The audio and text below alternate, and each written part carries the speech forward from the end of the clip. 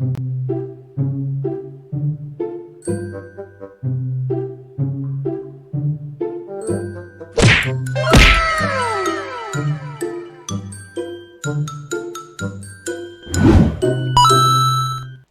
everyone, in this video I'll be reacting to one of the early uploads from the YouTube channel, The Game Terrorists, and I'm a huge fan of their work, so yeah, I hope that you also like their videos as well. If you do like their video, please go over there and say hi.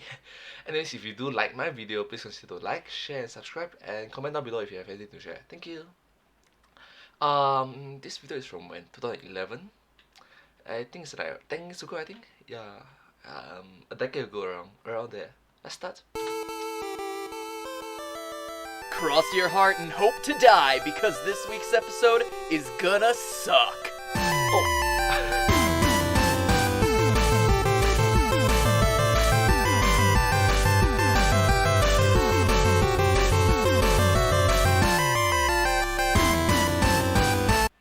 There's a lot of Dracula, vampire references. Hello internet, welcome to Game Theory. And happy Halloween, my little nightmare creatures. Oh, what's that? Halloween was Monday, you say? Huh. Well, I'm working on this episode at 10 p.m. on All Hallows Eve, so that should show you how dedicated I am to all of you. Aww. Or how pathetic my social life is. Speaking of which, I love Dracula. Back in the first... Wait, what? That was him? Oh my gosh, he looked so young. Back in the first grade, when I was just a wee little tot, we had to fill out this form talking about all of our favorite things. One of the questions was, who are your role models? My answer, Mom, Dad, and Dracula. Weird, right? A few questions later, when I was asked what I wanted to learn that year, I said chemistry. So you can tell I was a confused child. Anyway, 2 years ago, I finally got to meet the Count in person. Yes. The one. And got beat. And drive a stake through his undead heart. I was also brutally assaulted by his 3 vampire maidens, but that's another story. And for as long as I've been a Vlad-aholic, I've also been a Castlevania fan. During college, I finally took the time to play through every single game in the series, both the highs and the lows. They're huge. While slogging through the 4th Symphony of the Night clone, I Come on! That bad, seriously, come on! began to wonder how faithful these games were to Bram Stoker's original description of the Count. Nowadays, with so many years of movies, games, and TV shows that abuse vampire lore, yeah, I'm looking at you, Sparkles, you have to ask, how much power was Drac originally given? So this week, we're looking at nearly 40 Castlevania games to see which one features the most accurate version of the original Caped Crusader. Let's start off with a huge spoiler about Castlevania games. Ready? Dracula is the final boss. Huh, shocking, right? So if you were expecting a fire-breathing lizard or, I don't know, a large-mouth bass, I'm sorry to ruin the surprise. But not all games in the franchise feature the toothy Transylvanian, so let's just eliminate those right off the bat. Next, a pro tip. When you fight Dracula, aim for the head. Oh, true. You aim for the head. But wait, I thought you aim for the I'm sorry. Stick through the heart. In most games, the first form of Dracula can only be damaged by a good old-fashioned whip to the face. Yeah, pop his head off. Why has Game Theory suddenly devolved into a walkthrough video, you ask? Why? That's a good question. Why? Well, the strategy has a literary basis. According to Bram Stoker's novel, the only way to kill a vampire for good is to decapitate him before impaling the body with a wooden stake. And here's another surprise. It doesn't even have to be wooden.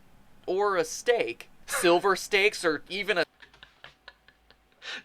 sacred bullet are said to work. In fact, the novel has Dracula dying when a knife goes through his heart. But since none of the games have you using stakes, wooden or otherwise, against anything other than a stupid glowing orb, decapitation is the closest the series gets. The funny thing is, after centuries of fighting the Prince of Darkness, the Belmonts still wonder why they have to kill Dracula so many times.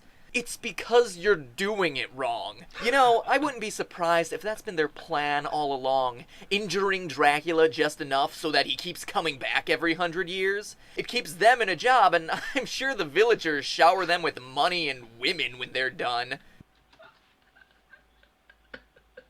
Keep them at their job. My gosh, that is dark. The Belmont conspiracy. Anyway, it's just a theory. A game theory. Wait, we're not done yet. So now that we've eliminated the games where you can injure Dracula by attacking his body, here's another surprise. Bram Stoker's original Dracula isn't killed by sunlight. According to chapter 18 of the novel, he loses his powers during the day, but he doesn't burst into flames or melt into a skeleton or twinkle like a disco ball. The sunlight death is actually a much more recent development, dating back to, as far as I can find, the 1922 film Nosferatu, which was a copyright-infringing ripoff of Bram Stoker's ideas. Because the film couldn't get the rights to the novel, they changed a couple things, including Count Dracula's name to Count Orlok. In any event, the sunlight death eliminates installments like Super Castlevania 4.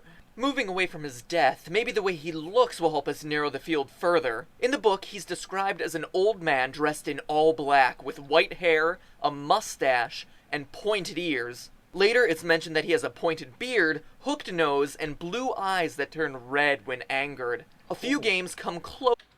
Sounds like Sharingan. Sharingan. Close to capturing this description, but I would say that Castlevania 64 and its counterpart Legacy of Darkness capture the image perfectly.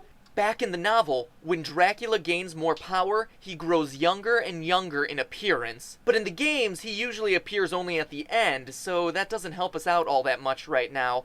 We'll come back to it. Let's look at his powers. Chapter 18 of the novel mentions that Dracula can control the weather. It's a flimsy explanation for his ubiquitous use of fireballs, but it does explain his occasional lightning attack. And the Nintendo 64 game... If he can control the weather, why not just make it all everyday rainy day or cloudy day so that he doesn't have to face the sun? Right. Take it one step further by not only including fire and lightning, but also control over the wind. These games also take advantage of something all the others overlook, a vampire's ability to climb walls. In the novel, Jonathan Harker, the hero, describes Dracula as climbing down the castle's walls in a lizard fashion. And even though Dracula himself never uses this power in the N64 games, other vampires do. The Count can also transform into a mist, fog, bat, or wolf. Unlike most others in the series where Dracula teleports using pillars of light, the N64 games use mist power constantly. And even though the two games are virtually identical, Legacy of Darkness edges out its twin brother because its story actually shows how Dracula gains the ability to turn into a wolf. So the N64 games, he looks like Dracula, he acts like Dracula, and he's killed like Dracula. The first 3D Castlevanias, largely hated by many fans of the series, are the closest to the original novel. But here's the real twist, and this is a legitimate spoiler alert.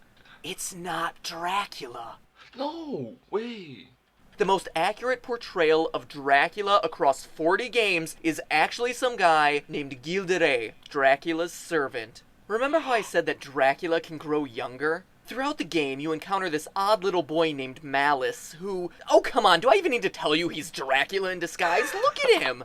Just like in the novel, Malice/Dracula changes age as his power level grows, and he's actually able to go out in the sun. Oh, and Dracula controls animals, I should mention that too. As the last bit of proof, let's talk history. The name Dracula is the given name of Vlad Tepes, aka Vlad III, aka Vlad the Impaler. His father, Vlad II, was admitted to a secret order of knights called the Order of the Dragon around 1431. This earned him the name Dracul, which means dragon. Thus his son became Dracula, or son of the dragon.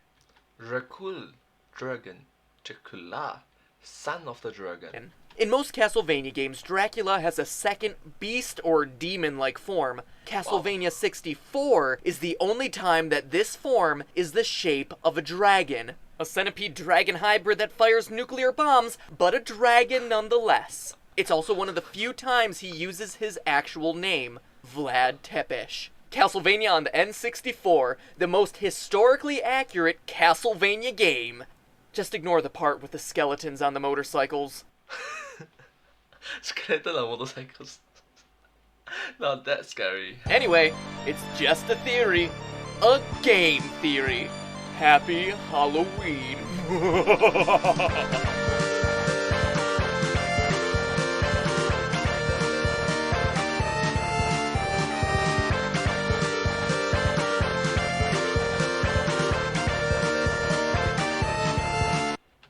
Alright, has slayed Dracula over 50 times. In game.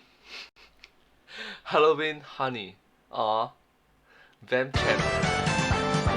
Our champ.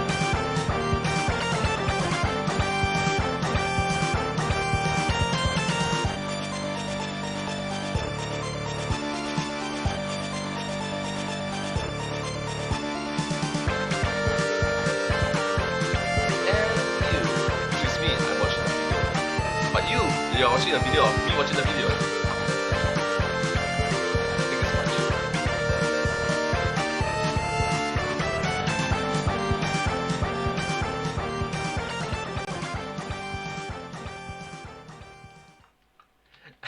I always like it that at the end of the video it's like, and you, which is technically me because I'm watching the video, but I always thank you because you're watching me watching the video. Thank you so much. Wow, so Dracula is actually son of a dragon.